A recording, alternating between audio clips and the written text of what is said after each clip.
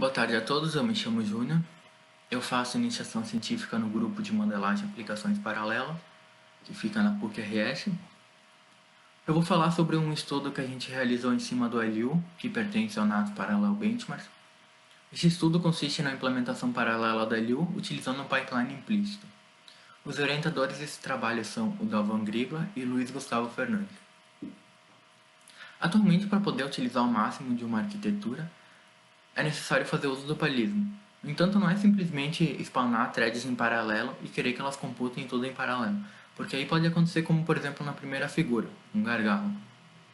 E sim, então é necessário ter muito conhecimento sobre a arquitetura e também sobre a aplicação para poder modelar um fluxo contínuo de dados, para simular o fluxo de dados, como por exemplo na segunda imagem. O paralelismo, como já foi dito, não é uma tarefa trivial.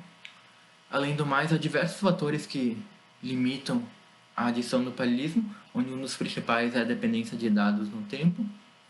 Além do mais, diversas aplicações sequenciais legadas vão exigir refatoração de código, que deixa ainda mais difícil essa tarefa. E além do mais, muitas vezes as técnicas tradicionais para modelagem de aplicações paralelas não são suficientes para modelar diversas aplicações, como a gente vai ver nesse estudo aqui. As contribuições desse estudo são a implementação do LU com 4 bibliotecas do estado da arte para memória compartilhada, onde a primeira é a OpenMP, nós tentamos deixar a implementação o mais próximo possível da versão original. E também nós implementamos 3 outras versões, que são o Thread Building Blocks, o FastFlow e o Silk Plus. Além do mais, nós fizemos uma avaliação de desempenho do comportamento dessas bibliotecas. O LU é uma aplicação que pertence ao NAS Parallel Benchmarks, que é um conjunto de benchmarks desenvolvido pela NASA, que contém aplicações que reproduzem a computação dinâmica dos fluidos. O LU implementa uma variação do método Gauss-Jordan, que é o método iterativo SSOR, para resolver um sistema de equações. Provavelmente todos de nós já tenhamos estudado o método de Gauss-Jordan no passado, que ele é utilizado para resolver sistemas de equações quando tem mais de 2 variáveis. Então, o método que o LU implementa ele é um pouco diferente, ele consiste principalmente em decompor a matriz em matrizes triangulares inferior e superior. Quanto à aplicação LU, então essa aplicação ela tem dependência de dados ao longo de todo o código, em vários laços de repetição durante o código. Isso faz com que seja, de certa forma, inviável adicionar o paralelismo no primeiro olhar. Então, essa dependência de dados ela se encontra em todos os níveis, na dimensão x, y e z, diversos laços ao longo do código. Tem 2 trabalhos principais que descrevem a implementação paralela do LU, que são de próprios autores que desenvolveram o paralelismo no NAS Parallel Benchmark. Esses estudos descrevem que há 2 métodos principais, que são o pipeline e o hyperplane.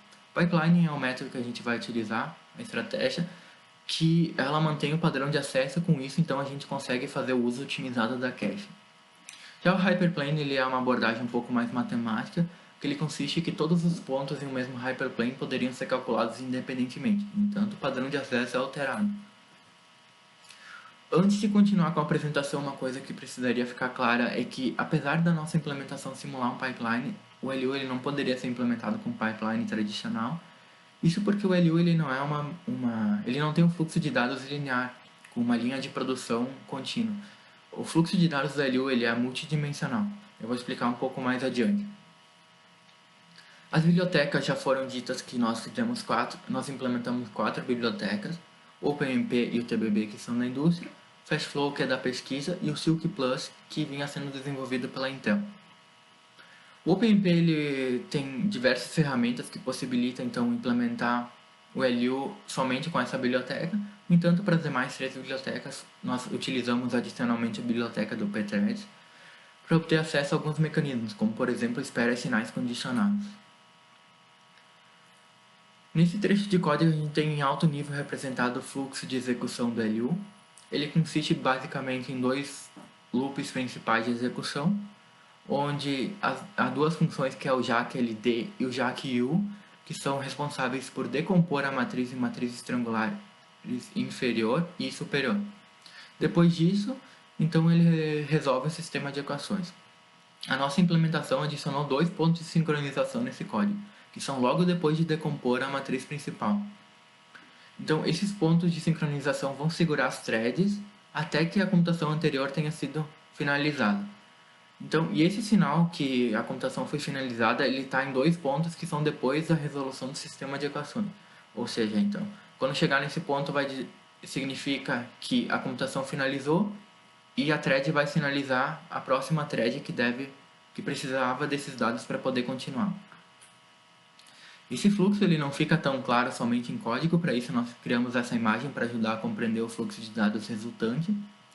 O nosso paralelismo resultante ele se dá quando, para cada avanço do nível K, um novo bloco do nível J pode ser computado. E outra coisa interessante de ver com essa imagem é, por exemplo, no último bloco, o mais escuro. Apesar dele ser o último a começar a computar, então ele precisa esperar todas as outras threads computarem a sua parte para ele poder computar dele, ele tem menos computação que as demais, porque a matriz os dados estão estruturados em matrizes triangulares, superior e inferior. Isso então ajuda no balanceamento de carga. Então, o resumo da nossa implementação, nós tivemos que, para poder permitir a implementação do LU no FastFlow, no TBB e no Silk, nós mudamos o significado tradicional do padrão MAP. Ao invés de nós passarmos o conjunto de dados, ele dividir e computar em paralelo, o map, no nosso caso, tem simplesmente a função de spawnar as threads em paralelo. Então, ele vai criar threads de 0 até num thread. Dito isso, todas as threads na sua região privada, elas vão ter uma computação adicional que vai ser responsável por calcular o range de computação daquela thread.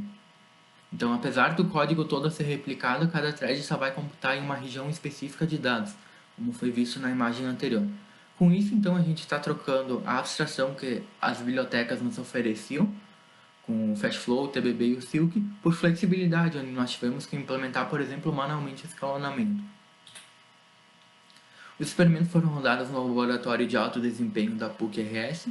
Nós rodamos em uma máquina com 24 GB de memória e 2 processadores com 6 cores físicos e função hyperthreading, totalizando 24 threads. Nós repetimos os testes 10 vezes e fizemos a média. E como entrada, como input, nós utilizamos as classes B e C. Aqui, esse gráfico representa o número de threads em relação ao tempo de execução em segundos. A legenda está plotada onde a legenda original é a versão original desenvolvida pela NASA e as outras 4 bibliotecas nós quem desenvolvemos. Por restrições de tempo, a gente vai focar em duas regiões principais desse gráfico, que são com 12 e 24 threads, que representam o fim das threads físicas e também o início da computação em hyperthreading. Como pode ser visto, com 12 threads, a versão FastFlow e OpenMP ficaram melhores que a versão original, e a versão Silk e TBB ficaram um pouco piores. Isso acontece porque essas duas bibliotecas têm um overhead um pouco maior, e como a classe B ela tem poucos dados, então esse overhead fica bem expressivo. Já com 24 threads, novamente, a versão FastFlow e OpenMP ficaram um pouco melhores, e a versão TBB e Silk ficaram um pouco piores. Aqui nesse gráfico nós vamos novamente focar em duas regiões e depois uma região adicional para demonstrar um acontecimento um pouco curioso do FastFlow. Então, com 12 threads, a versão FastFlow e OpenMP ficaram melhores que a versão original e a versão TBB chegou bem próxima. Já com o grau máximo de paralelismo, tanto a versão OpenMP como a TBB ficaram próximas, praticamente similares à versão original, e a versão FastFlow ficou um pouco melhor que as demais. Outra coisa interessante de se observar então é o comportamento do FastFlow com 4 e com 16 threads. Isso acontece porque o FastFlow ele faz o pinning manual das threads, ou seja, até 4 threads ele estava mapeando todas as threads no mesmo processador. Com isso aconteceu um gargalo de utilização da memória cache. Isso aumentou o número de cache misses e consequentemente aumentou o tempo de execução do FastFlow. Por exemplo, com 4 threads o tempo do FastFlow chegou em quase 500 segundos, quase o dobro das demais aplicações. Então o mesmo mecanismo que ajuda ele a ter desempenho em algumas situações, nesse caso atrapalhou com poucas threads. Depois com mais threads, o gargalo ele é mitigado. Como conclusões a gente tem que nós conseguimos uma implementação paralela com 4 bibliotecas do estado da arte em cima da aplicação LU. Nós tivemos que implementar uma técnica adicional que foge da técnica tradicional de pipeline para poder conseguir modelar essa aplicação no Fastflow, no TBB e no Silk. Quanto ao desempenho, na nossa melhor versão paralela, nós conseguimos superar a versão do tempo da versão original em 10,6% na classe B e 5,6% na classe C. Como trabalhos futuros, a gente pretende avaliar as demais aplicações, cujo trabalho já está em andamento. E também, seguindo as sugestões dos revisores, nós vamos descontinuar a versão do Silk, visto que ele mesmo foi descontinuado pela Intel em 2018, inclusive o compilador mais novo do GCC, a versão 9, não oferece mais suporte ao Silk.